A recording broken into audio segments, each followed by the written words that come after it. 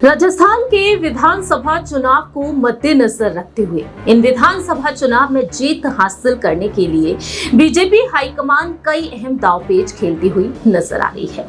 इस बार बीजेपी ने 5 राज्यों के विधानसभा चुनाव में अपने केंद्रीय मंत्रियों और सांसदों को भी आगे कर दिया। ऐसे में मध्य प्रदेश और राजस्थान में एक्टिव होती हुई नजर आई केंद्रीय मंत्री स्मृति ईरानी हाल ही में टोंक पहुंची और टोंक पहुंचकर उन्होंने कांग्रेस के नेताओं पर जमकर निशाना साधा। कांग्रेस को वह चुनौती देती हुई नजर आई। टोंक से विधायक हैं कांग्रेस नेता सचिन पायलट और अब देखा जाए तो सचिन पायलट ने भी अपनी बात रखी है। नमस्कार, मैं प्रांशी राठौर और आप देख रहे हैं नेक्स्ट 9 न्यूज। दरअसल आपको बता दें कि सचिन पायलट भी अपने क्षेत्र का दौरा लगातार कर रहे हैं। टोंक से वह विधायक हैं और इस बार भी वह टोंक से चुनाव लड़ने जा रहे हैं। ऐसे में सचिन पायलट जब टोंक पहुंचे तो उन्होंने भी बीजेपी पर तंज कस दिया। उनका कहना साफ तौर पर रहा कि बीजेपी खेमे में अब देखा जाए तो उनके कैंपेन में नेताओं के भाषण में वो दम ही नहीं बचा है कि दिल्ली की सियासत से अब यहाँ पर नेता आ रहे हैं और जीत दिलाने का वह दावा करते हुए नजर आ रहे हैं, जनता से अपील कर रहे हैं। सचिन पायलट ने साफ तौर पर जनता के सामने कहा कि मुझे पूरा विश्वास है, पब्लिक पर पूरा भरोसा है कि इस बार कांग्रेस पार्टी की राजस्थान में सरकार बनेगी। वहीं दूसरी ही तरफ मध्य प्रदेश में हुए मतदान के दौरान हिंसा की खबरों को लेकर भी उन्होंने बयान दिया। पायलट का कहना रहा कि निर्वाचन विभाग इस पर कड़ी कार्रवाई करेगा। चुनाव शांतिपूर्ण तरीके से होने चाहिए। लोकतंत्र हमारे देश में एक पर्व की तरह होता है जिसमें सबको अधिकार होता है वोट डालने का। हार जीत जनता तय करती है, इसमें हिंसा की कोई जगह नहीं। हर व्यक्ति को अपने मत का प्रयोग करना चाहिए और मैं उम्मीद करता हूं कि राजस्थान में बहुत ही अच्छे माहौल में चुनाव संपन्न होंगे। लेकिन पायलट का कहना यहां पर साफ तौर पर रहा कि जिस तरह से यहां पर स्मृति ईरानी पहुंची, चुनाव में जीत हासिल कराने का वह दावा करती हुई नजर आई है, उसे देखते हुए यहां पर पायलट का कहना साफ तौर पर रहा कि अब बीजेपी का नेतृत्व चिंता कर रहा है क्योंकि बीजेपी की लोकल लीडरशिप के कैंपेन में दम नहीं रहा है। यहाँ चुनाव की कैंपेन के लिए दिल्ली से नेता आ रहे हैं, सब मंत्री संतरी प्रधानमंत्री भी आ रहे हैं, फिर भी जनता का कोई रिस्पांस उन्हें नहीं मिल रहा है। इस तरह से पायलट यहाँ पर साफ तौर पर अपनी बात रख चुके हैं।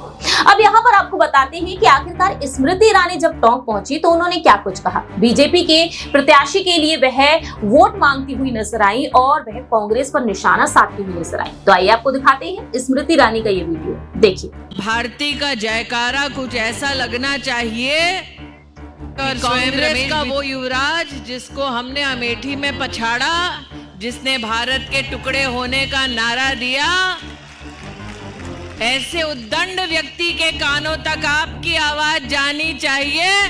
बोलो भारत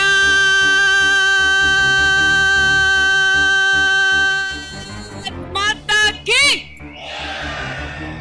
मंच पर विराजमान हमारे यशस्वी सांसद आदरणीय रमेश बिधूड़ी जी, सुखबीर जी, हमारे जिला के अध्यक्ष आदरणीय राजेंद्र जी, जम्मू से पधारे हमारे विधायक आदरणीय रणवीर जी, भारतीय जनता पार्टी के सभी कर्मठ कार्यकर्ता, सभी सम्मानित पदाधिकारी और आज भारतीय जनता पार्टी को अपना स्नेह, अपना आशीर्वाद देने आए हमारे बुजुर्गों को, स्नेही बहनों को, सम्मानित भाइयों को इस मंच से प्रणाम करती हूं। आप सबका वंदन एवं अभिनंदन करती हूं।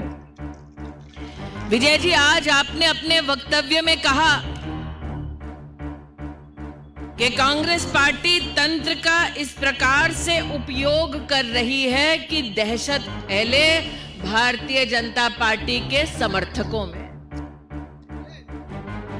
आज रमेश बिधूड़ी इस बात के साक्षी हैं कि डर उनको लगता है जिनका सरदार मूर्ख हो।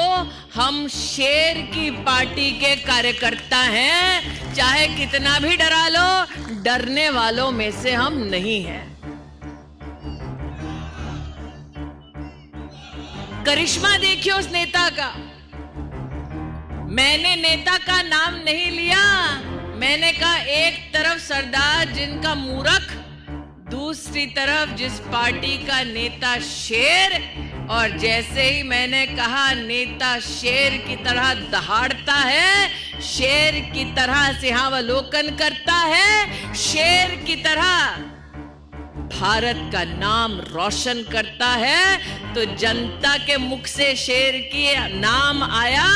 उस जुझारू नेता का नाम क्या है? उस जुझारू नेता का नाम क्या है? उस जुझारू नेता का नाम क्या है? आज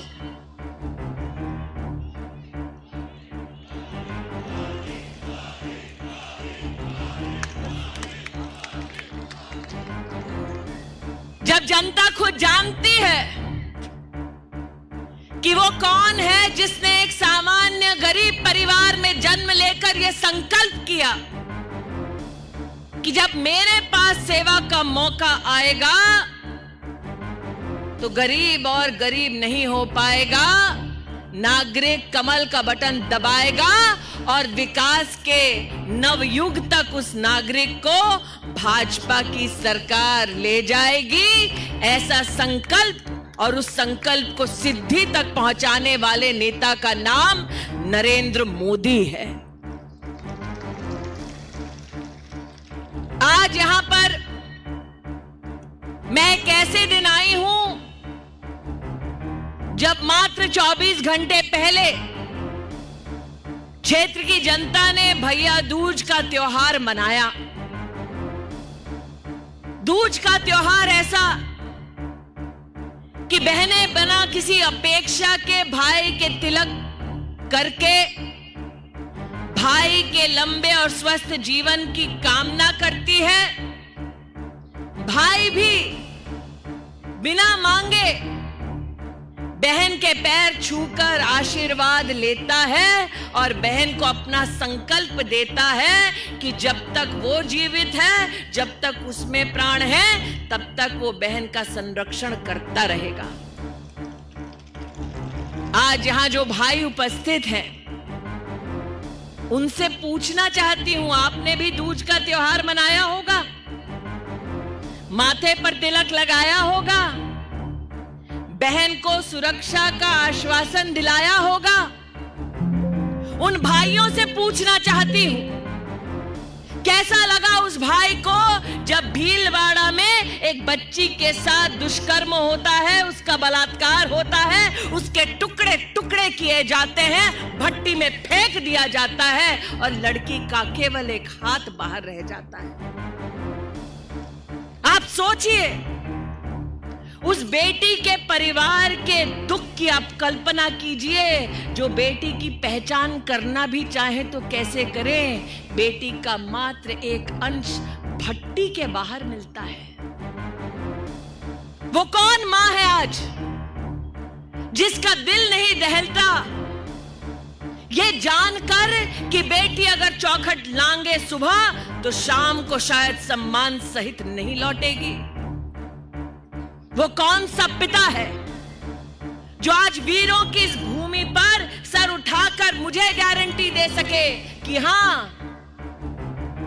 गरीब परिवार। आपने देखा कि किस तरह से यहाँ पर स्मृति ईरानी भी कांग्रेस खेमे पर तंज कसती हुई नजर आई, लेकिन आप यहाँ पर दोनों में से किन की बातों से सहमत हैं? और राजस्थान में इस बार सरकार किसकी बननी चाहिए? एक बार फिर से कांग्रेस या फिर इस बार भारतीय जनता पार्टी? 25 नवंबर को मतदान होंगे और 3 दिसंबर को नतीजे सामने आएंगे। इस खास रिपोर्ट में इतना ही। बाकी की तमाम अपडेट्स के लिए आप देखते रहिए नेक्स्ट 9 न्यूज।